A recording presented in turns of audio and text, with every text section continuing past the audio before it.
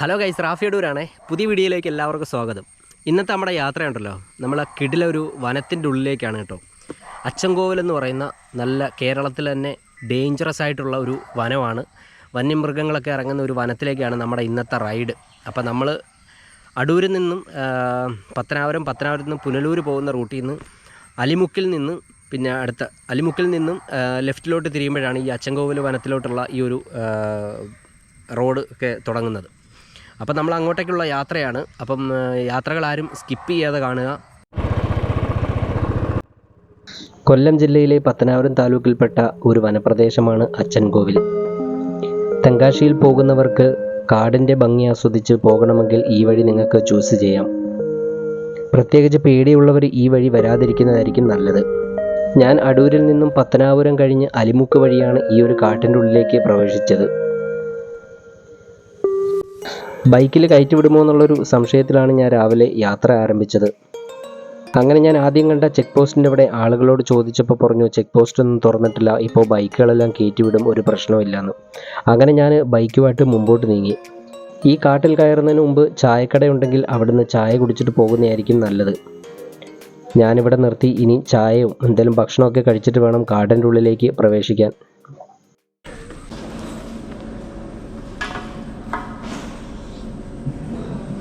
ദോശ ഉണ്ടോ? ദോശ ഒരെണ്ണെടുത്തേ.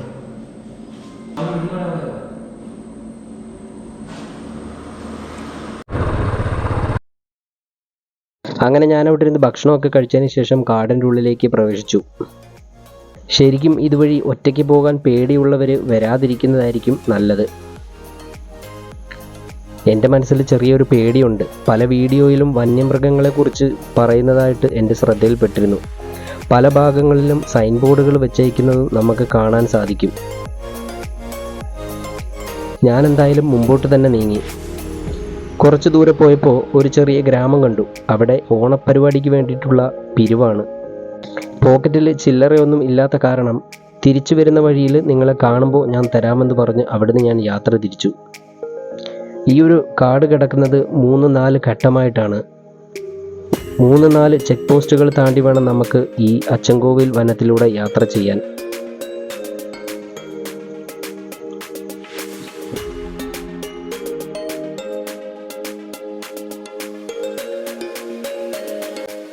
പോകുന്ന വഴിയിൽ കുറച്ചു പേര് ഭക്ഷണം കഴിക്കുന്നതായിട്ട് ശ്രദ്ധയിൽപ്പെട്ടു. അവരോട് ഞാൻ വഴിയൊക്കെ ചോദിച്ചു. വീണ്ടും മുമ്പോട്ട് തന്നെ നീങ്ങി. ഇനി ഇതാണ് ഫസ്റ്റിലത്തെ ചെക്ക് പോസ്റ്റ് വരുന്നത്. ഇവിടെ കാര്യമായിട്ട് ആളുകളോ ഓഫീസേഴ്സോ ഒന്നും കാണാനില്ല. ഇനി നമ്മളൊരു കാട്ടിൻ്റെ ഉള്ളിലേക്ക് കയറുകയാണ്. ഞാൻ മുമ്പ് പറഞ്ഞ പോലെ 3-4 ഘട്ടമായിട്ടാണ് ഇവിടെ കാട് കിടക്കുന്നത്. വളരെ തിക്കായിട്ടുള്ളൊരു കാടിൻ്റെ ഉള്ളിലേക്കാണ് ഞാൻ പ്രവേശിക്കുന്നത്.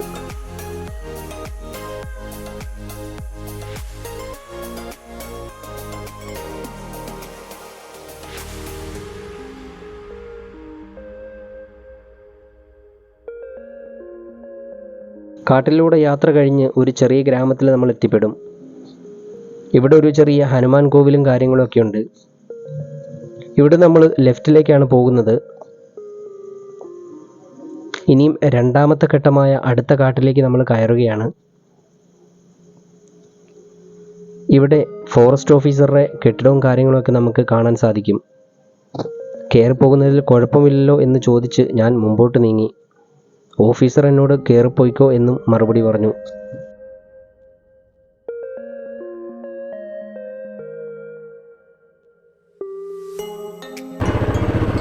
അങ്ങനെ ഞാൻ കുറച്ച് മുമ്പോട്ട് നീങ്ങിയപ്പോൾ അവിടെ ഒരു ചെറിയ കടകളും ചെറിയൊരു ഗ്രാമമൊക്കെ കാണാൻ സാധിച്ചു.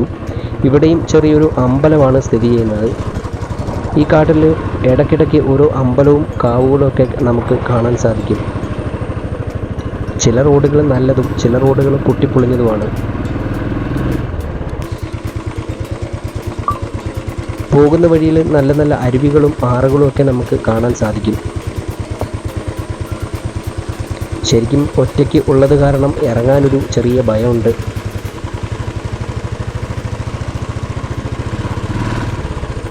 ഇതുവഴി പോകുമ്പോൾ ഓപ്പോസിറ്റ് അച്ചൻകോവിൽ അമ്പലത്തിൽ പോയിട്ട് തിരിച്ചു വരുന്നവരെയൊക്കെ കാണാൻ സാധിക്കും.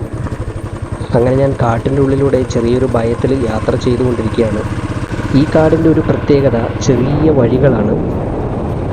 വന്യമൃഗങ്ങൾ വന്ന് നിന്നാൽ പോലും നമുക്ക് കാണാൻ പറ്റാത്തൊരു സാഹചര്യമാണ്. ഈ വഴി സർവീസ് നടത്തുന്ന വേണാട് ബസ്സാണ് ഇപ്പോൾ നമ്മൾ കണ്ടത്. അങ്ങനെ ആ കാടും ഇറങ്ങി മറ്റൊരു ഗ്രാമത്തിലേക്ക്. ഇവിടെ ചെറിയൊരു ചെക്ക് പോസ്റ്റൊക്കെ നമുക്ക് കാണാൻ സാധിക്കും.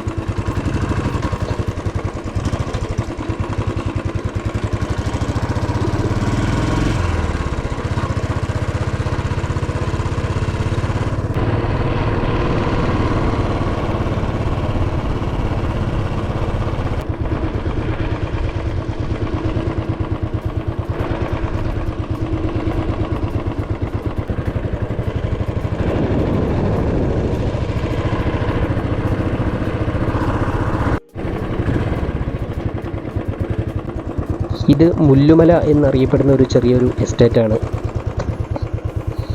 കൈതയാണ് ഇവിടുത്തെ പ്രധാന കൃഷി. ഈ കാണുന്ന പോലെ കൈതപ്പാടങ്ങളാണ് കൂടുതലും ഇവിടെ കാണാൻ സാധിക്കുന്നത്. ഇവിടെയും ചെറിയൊരു ചെക്ക് പോസ്റ്റ് ഉണ്ട്. ഇനിയാണ് നമ്മൾ ശരിക്കും തിക്കായിട്ടുള്ള കാടിൻ്റെ ഉള്ളിലേക്ക് പ്രവേശിക്കുന്നത്. ഇതൊരു ചെറിയ ഗ്രാമമാണ്. തോട്ടം തൊഴിലാളികൾ താമസിക്കുന്ന ഒരു ചെറിയ ഗ്രാമം.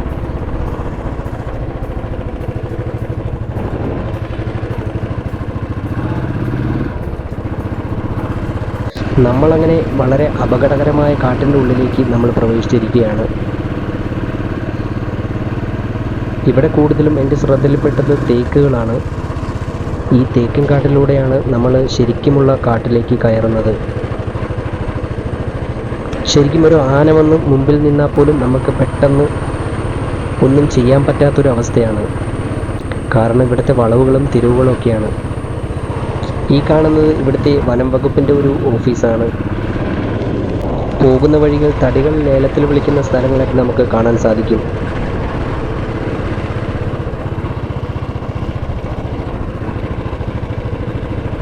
പോകുന്ന വഴിയിൽ കുറേ ടൂറിസ്റ്റുകൾ വണ്ടിയൊക്കെ നിർത്തി ഫോട്ടോ എടുക്കുന്നതായിട്ട് കാണാൻ സാധിച്ചു.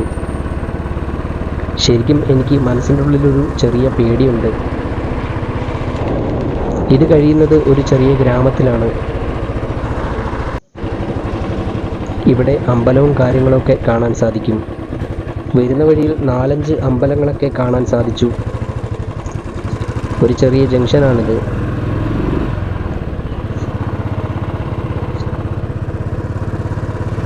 മണ്ണറപ്പാറ എന്ന് പറയുന്ന ഒരു സ്ഥലമാണിത്.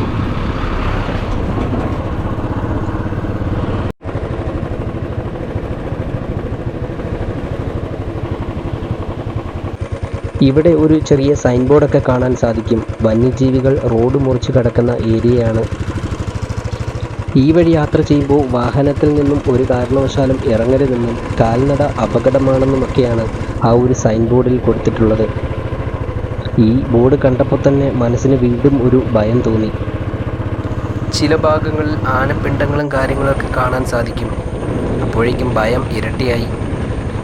പോകുന്ന വഴിയിലുള്ള ഒരു ചെറിയ കാവാണത്.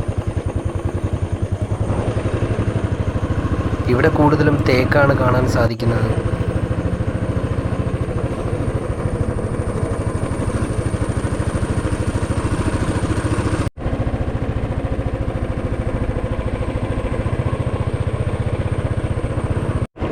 എന്തോ ഒരു ഭാഗ്യം, ഇതുവരെ ആനയോ കാട്ടുപോത്തിനോ ഒന്നും എനിക്ക് കാണാൻ സാധിച്ചില്ല.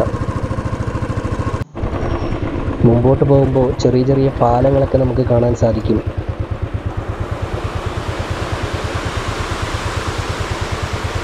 പോകുന്ന വഴി ഒരു ചെറിയ ഒഴിഞ്ഞ ഏരിയ കണ്ടപ്പോൾ വണ്ടിയൊക്കെ നിർത്തി ഒന്ന് റിലാക്സ് ചെയ്തിട്ടാണ് പോയത്.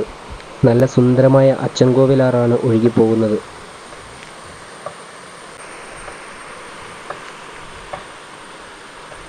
ഒരുപാട് ആഴങ്ങളൊന്നും ഇല്ലാത്തൊരു ഭാഗമാണെന്ന് തോന്നുന്നു. നല്ല സുന്ദരമായ കാലാവസ്ഥ, സുന്ദരമായ കാഴ്ചകൾ. ഇവിടെ മാത്രമേ വണ്ടി നിർത്താൻ തോന്നിയിട്ടുള്ളൂ. പേടി കൊണ്ട് കാട്ടിൻ്റെ ഇടയ്ക്കൊന്നും വണ്ടി നിർത്താൻ തോന്നിയില്ല. അങ്ങനെ കുറച്ചു നേരം അവിടെ ചെലവഴിച്ചതിന് ശേഷം വീണ്ടും യാത്ര തുടങ്ങി.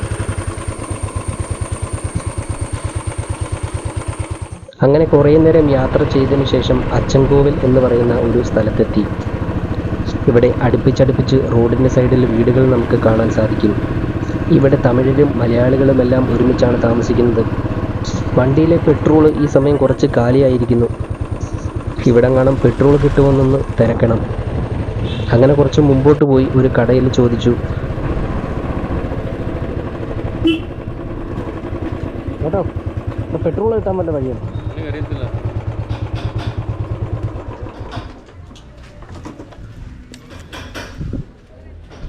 പെട്രോൾ കിട്ടുന്ന എവിടെയാ?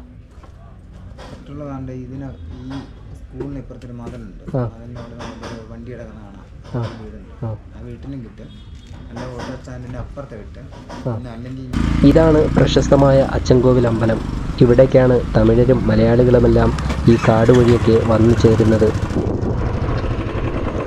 ഈ അമ്പലത്തിൻ്റെ പ്രത്യേകത എന്താണെന്ന് എനിക്കറിയില്ല. ഇവിടെ പെട്രോൾ ബ്ലാക്കിന് വിൽക്കുന്ന കടയുണ്ട്. ചേട്ടൻ വഴി പറഞ്ഞത് അനുസരിച്ച് ഞാൻ മുമ്പോട്ട് തന്നെ നീങ്ങി. ഇങ്ങനെയുള്ള സ്ഥലങ്ങളിൽ പെട്രോൾ ബ്ലാക്കിന് വിൽക്കുന്നത് നല്ലതാണ്. 20-30 രൂപ കൂടുതൽ വാങ്ങിയാലും കാര്യം നടക്കും. പെട്രോൾ കിട്ടും ഈ കടയിലോ?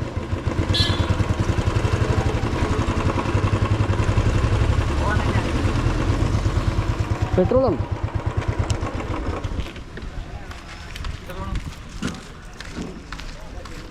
എത്ര? 200 250 130 രൂപ ഒരു ലിറ്റർ. രണ്ടെണ്ണം 260. രണ്ടെണ്ണം എടുത്ത്. എന്താ ഇവിടെ ATM വല്ലതും ഉണ്ടാവുമോ? ATM ആ ഓക്കെ.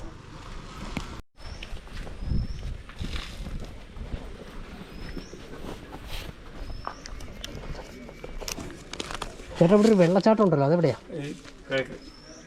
6 കിലോമീറ്റർ. 6 കിലോമീറ്റർ. ഇത് 2 ലിറ്ററാ? ഒന്ന് ഒഴിച്ചു തരാൻ പറ്റുമോ? തരാം.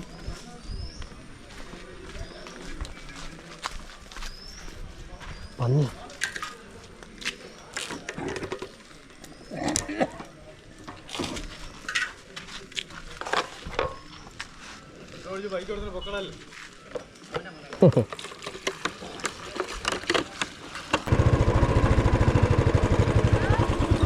ചേട്ടാ ഇവിടെ ഒരു വെള്ളച്ചാട്ടം ഉള്ള എവിടെയെന്ന് അറിയാം?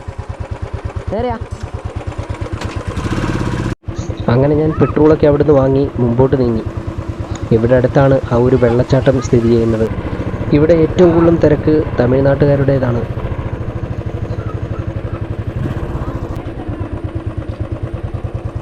സാറേ വെള്ളച്ചാട്ടം എവിടെയാ?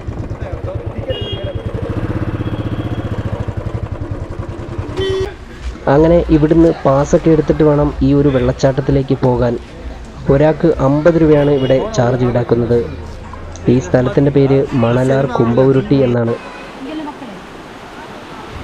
ഈ വെള്ളച്ചാട്ടത്തിൻ്റെ പേരും കുംഭവുരുട്ടി വെള്ളച്ചാട്ടം എന്നാണ്. ബൈക്കിന് 30 രൂപയും ഒരാൾക്ക് 50 രൂപയാണ് ഇവിടുത്തെ പാസ്. ഇപ്പോൾ ഇവിടുത്തെ തിരക്ക് നിയന്ത്രിക്കുന്നതിൻ്റെ ഭാഗമായി ഒരാളെ 1 മണിക്കൂറിൽ കൂടുതൽ അവിടെ നിർത്തത്തില്ല. 1 മണിക്കൂർ കഴിയുമ്പോൾ തിരിച്ച് ഇറങ്ങി വരണമെന്ന് ഇവിടുത്തെ ഓഫീസേഴ്സ് നമ്മളോട് പറഞ്ഞു വിടും. അങ്ങനെ ഞാൻ പാസും വാങ്ങി ഈ ഒരു കാട്ടിൻ്റെ ഉള്ളിലേക്ക് നടക്കുകയാണ്. പോകുന്ന വഴി നല്ല അടിപൊളി കാഴ്ചകളാണ് നമ്മളെ കാത്തിരിക്കുന്നത്. ഒരു ചെറിയ വെള്ളച്ചാട്ടമുണ്ട്. അവിടെ നിന്ന് ഈ തമിഴ്നാട്ടുകാരൊക്കെ കുളിക്കുന്നതായിട്ട് നമുക്ക് കാണാൻ സാധിക്കും. നല്ല തണുത്ത വെള്ളമാണ്, നല്ല തെളിഞ്ഞ വെള്ളം. പൂർണ്ണമായും കാടിൻ്റെ ഉള്ളിലാണ് ഈ ഒരു വെള്ളച്ചാട്ടം സ്ഥിതി ചെയ്യുന്നത്. അതുകൊണ്ട് തന്നെ വെള്ളത്തിനൊക്കെ നല്ല തണുപ്പാണ്. അങ്ങനെ ഞാനിവിടെ കുറച്ചു നേരം നോക്കി നിന്നതിന് ശേഷം ശരിയായ വെള്ളച്ചാട്ടത്തിലേക്ക് പോയി. ഇത് ആ വെള്ളച്ചാട്ടത്തിൽ നിന്ന് വരുന്ന വെള്ളമാണ്.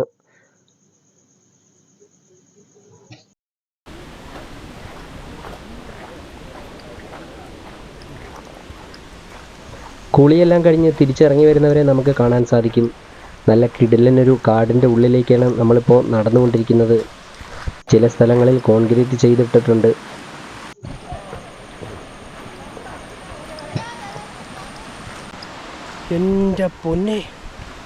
എൻ്റെ പൊന്നെ കിടിലൻ വൈബ്.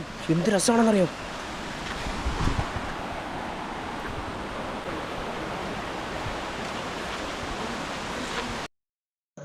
നമ്മളങ്ങനെ ഈ ഒരു സുന്ദരമായ വെള്ളച്ചാട്ടത്തിൻ്റെ അടുത്തെത്തിയിരിക്കുന്നു.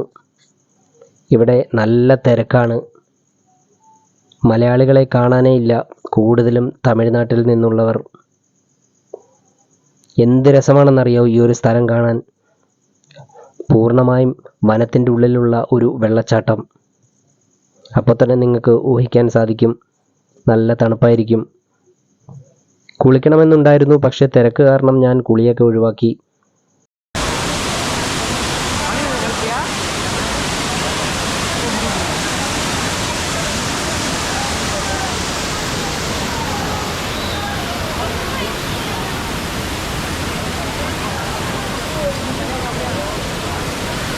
അപ്പോൾ ഗൈസ് നല്ല കിടിലൻ സംഭവമാണ് കേട്ടോ. നല്ല കാട്ടിൻ്റെ ഉള്ളിൽ കിടിലൊരു വെള്ളച്ചാട്ടം. നമ്മളെക്കാളും കൂടുതലും ഇവിടെ മലയാളികൾ കുറവാണ്. ഞാനും പിന്നെ ഓഫീസേഴ്സൊക്കെ മാത്രമേ ഉള്ളൂ.